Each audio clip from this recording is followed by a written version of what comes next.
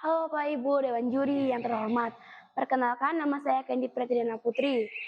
Pada hari ini saya akan membawakan cerita dongeng yang berjudul Batu Menangis. Cerita ini berasal dari Kalimantan Barat. Sampai sekarang masih dikenal sebagai Batu Menangis. Cerita ini sangat dikenal yang menggambarkan seorang putri yang durhaka terhadap ibunya. Pada zaman dahulu, hiduplah seorang ibu dengan putrinya yang bernama Darmi. Darmi dan ibunya hidup hanya berdua karena ayah Darmi sudah lama meninggal saat Darmi masih kecil. Ibu Darmi bekerja keras banting tulang untuk mencukupi kehidupan mereka sehari-hari. Namun kerjanya Darmi di rumah hanya bersolek-solek dan tidak pernah membantu ibunya dalam pekerjaan sedikit pun. Ibu Darmi yang terus-terus terkena sinar matahari yang sangat terik. Kulitnya pun mulai menggelap. Darmi sangat tidak menyukai kulit ibunya. Pada suatu hari, di saat musim panen tiba, Ibu Darmi langsung menghampiri Darmi dan menanyakannya, "Anakku, apakah engkau bisa memasak sayur atau nasi dan makanan untuk ibu dan kamu pada hari ini?" Ibu benar-benar tidak bisa pulang untuk memasak pada hari ini. Karena ini adalah musim panen, ibu harus manen semua barang ladang kita supaya kita bisa menjualnya besok. Darmi pun langsung melihat ibunya yang di belakangnya dan langsung membentaknya. "Hah? Ibu menyuruhku masak? Aduh, aku tuh baru aja habis keramas loh Bu. Masa ibu menyuruhku masak? Kalau aku keramas nanti rambutku bakalan bau tungku ibu." Ibunya pun terdiam dan Darmi pun langsung pergi meninggalkan ibunya. Darmi sangat benar-benar tidak mau membantu ibunya. Ibunya pun terdiam sedih dan langsung ke ladang. Di ladang, ibunya kerja keras banting tulang, memanen semua hasil ladangnya. Di saat tengah hari pun tiba, Ibu Darmi sangat lapar, menunggu anaknya membawakan ia makanan. Ibunya terduduk, ibunya hanya meminum air yang ia bawa dari kendi. Ibunya pun berdoa, "Ya Tuhan, kiranya Engkau menghilangkan semua sifat pemalasnya anak hamba ya Tuhan."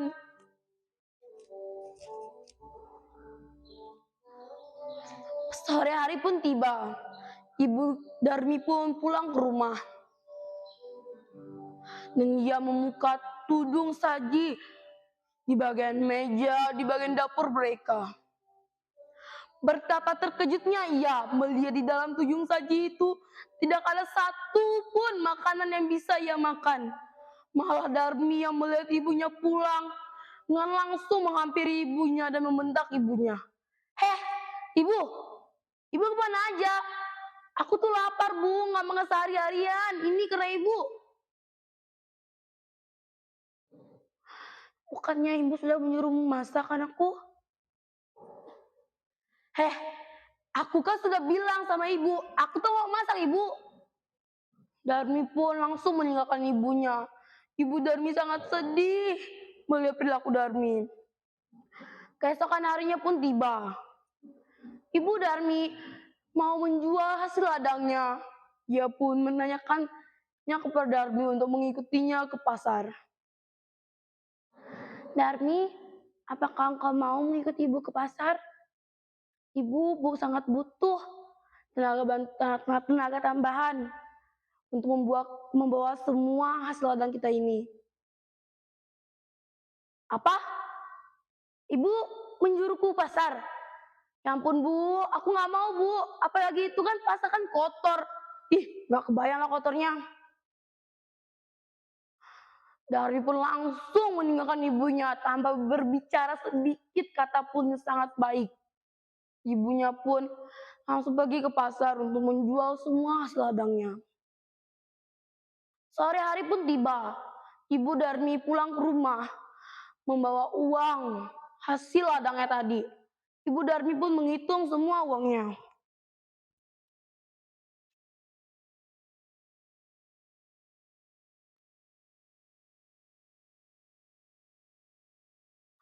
Uang yang Ibu Darmi bawa itu tidak seberapa banyaknya, hanya cukup untuk ia makan berdua dan membeli benih. Darmi yang melihat ibunya pulang dengan langsung menghampiri ibunya. Ibu, uang ibu banyak banget. Bedakku habis loh bu, tolong belikan ya. Ya, besok ibu akan belikan kamu bedak. Apakah engkau bisa mengikuti pasar? Ibu sangat takut salah memberi barang. Darmi pun dengan terpaksa ia mengiyakan ibunya. Dan besok ia mau mengikuti ibunya ke pasar. Esok hari pun tiba. Ibu Darmi dan Darmi pun ke pasar. Di perjalanan, Darmi berbisik kepada ibunya. Ibu, nanti kita jangan berdamping aja jalannya. Kita nggak usah lah. Ibu boleh ke belakang saya saja. Lah, kenapa emangnya? Udah, ibu ikut aja, jangan banyak ngomong dah. Mereka dua pun melanjutkan perjalanannya. Darmi pun berjumpa dengan temannya di perjalanan. Darmi, kamu mau kemana? Aku tuh mau ke pasar, emangnya kenapa? Temannya pun melihat ke belakang dan menanyakan, itu siapa? Ibumu ya? Hah? Ibuku? Dia bukan ibuku, dia itu pembantuku. Ibu Darmi sangat sedih dengan perkataan Darmi tadi. Mereka pun melanjutkan perjalanannya. Sampainya di pasar, Darmi berjumpa dengan temannya lagi. Hai Darmi, kamu mau kemana? Kamu tumben sekali kok ke pasar. Biasanya kan kamu tidak mau sekali ke pasar.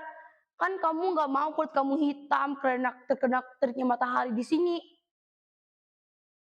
Aku pun juga terpaksa kali ke sini karena kepentingan. Dan temannya pun menanyakan ibunya itu ibumu ya? Hah, ibuku? Dia bukan ibuku, dia itu pelayanku. Ibu Darmi benar-benar tidak mampu lagi menahan kejamnya ucapan anaknya terhadap ia. Ibu Darmi bersujud berdoa kepada Tuhan. Ya Tuhan, kiranya Engkau menghukum anak hamba. Hamba benar-benar tidak mampu lagi menahan semua sifat buruknya terhadap hamba ya Tuhan. Tiba-tiba petir berbunyi. Tubuh Darmi tidak bisa digerakkan. Sedikit Darmi berubah menjadi batu. Darmi pun bilang kepada ibunya, Ibu, maafkanlah aku akan merubahkan semua sifatku.